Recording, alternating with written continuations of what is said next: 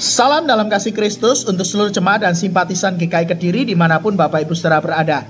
Senang boleh menyapa Ibu Bapak dan saudara sekalian yang setia mengikuti program Sarapan GKI Kediri. Sebelum kita memulai hari baru menjalani aktivitas sepanjang sepekan ini, kita akan membekali diri dengan firman Tuhan. Mari kita berdoa. Bapa yang baik, kami hendak membaca firman-Mu. Tolonglah kami untuk memahaminya dan mampukanlah kami untuk melakukannya dalam keseharian kami. Di dalam nama Tuhan Yesus kami menyambut firman-Mu. Amin. Sarapan pagi ini kita akan merenungkan tema Bisikan Maut Sang Penghasut. Diambil dari bacaan Kisah Para Rasul 19 ayat 25-27a. Demetrius mengumpulkan mereka bersama-sama dengan pekerja-pekerja lain dalam usaha yang sejenis dan berkata, "Saudara-saudara, kamu tahu bahwa kemakmuran kita adalah hasil usaha ini. Sekarang kamu sendiri melihat dan mendengar bagaimana Paulus ini bukan saja di Efesus, tetapi juga hampir di seluruh Asia telah membujuk dan menyesatkan banyak orang dengan mengatakan bahwa apa yang dibuat oleh tangan manusia bukan ilah. Dengan demikian, bukan saja usaha kita yang terancam akan dihina orang, tetapi juga kuil Artemis, dewi besar itu, akan kehilangan artinya. Terpujilah nama Tuhan." Bapak dan saudara, pernahkah saudara membenci seseorang tanpa tahu alasan yang pasti mengapa Anda harus membenci orang tersebut? Jika pernah, bisa jadi salah satu penyebabnya karena saudara mendengar bisikan maut sang penghasut yang menyampaikan opini atau asumsinya tentang orang itu tanpa saudara melakukan cross-check terkait kebenaran berita tersebut. Ketika Paulus memberitakan Injil di Efesus, ia dan kawan-kawannya nyaris menjadi korban amuk massa dari sejumlah besar massa yang besar. Penyebabnya karena Demetrius, si tukang perak itu menghasut tukang-tukang perak lainnya untuk menyingkirkan Paulus. Demetrius merasa terancam dengan kehadiran Paulus dan takut kehilangan penghasilan akibat pekabaran Injil yang dilakukan oleh Paulus.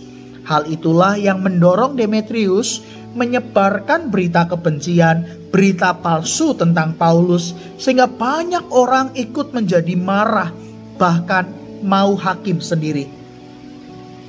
Yang menarik, kalau saudara membaca ayat 32, ada catatan yang menyebut kumpulan orang banyak itu kacau balau dan kebanyakan dari mereka tidak tahu untuk apa mereka berkumpul. Sedemikian berbahayanya hasutan, bukan? Ketika seorang penghasut berjumpa dengan orang yang mudah dihasut, di sanalah akan terjadi kekacauan, bahkan kejahatan yang disebabkan ketidaktahuan. Saudaraku, jika suatu hari nanti Anda tidak menyukai seseorang, seberapapun Anda tidak menyukai orang tersebut, janganlah menjadi penghasut.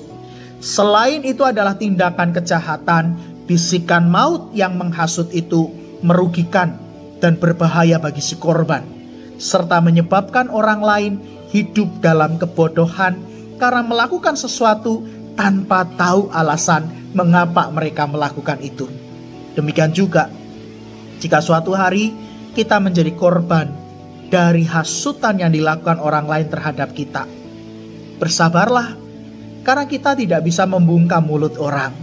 Yang bisa kita lakukan ialah membuktikan bahwa perkataan mereka terhadap kita tidaklah benar.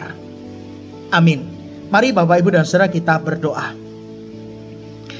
Bapa, kami bersyukur untuk hikmat yang Tuhan beri, sehingga dengan hikmat itu kami tidak menjadi orang yang mudah dihasut. Dan jauhkanlah kami juga ya Tuhan dari kecenderungan untuk berbuat jahat dengan menghasut orang lain untuk membenci orang yang tidak kami sukai. Oleh sebab itu, ajarilah kami untuk memiliki cara pandang yang positif terhadap semua orang, sehingga hal itulah yang membuat kami tidak mudah terhasut, apalagi sampai menghasut. Pagi ini kami hendak bersama berdoa bagi pemerintah baru yang baru dilantik dan baru dibentuk. Terima kasih untuk proses pelantikan yang berjalan dengan baik dan lancar, bahkan proses pembentukan kabinet yang baru. Kami mendoakan mereka yang akan melanjutkan kepemimpinan bagi bangsa Indonesia. Tuhan, rahmati mereka dengan hikmat-Mu, beri mereka kebijaksanaan, buatlah mereka yang dipercaya untuk memimpin bangsa ini dijauhkan dari segala yang jahat, yang buruk, dari segala macam niat jahat, dan jauhkanlah mereka dari segala bentuk tindakan yang justru merusak bangsa ini. Dan biarlah mereka boleh berkarya, bekerja dengan tulus, tanpa pamrih, dengan semangat dan sukacita untuk mendatangkan kesejahteraan dan kebaikan bagi seluruh rakyat Indonesia. Kami mendukung pemerintahan yang baru, dan untuk itulah kami senantiasa berdoa bagi mereka dan akan membawa mereka di dalam doa-doa kami. Pagi ini kami pun siap untuk menjalani aktivitas sepanjang hari ini, bahkan sepekan ini ya Tuhan.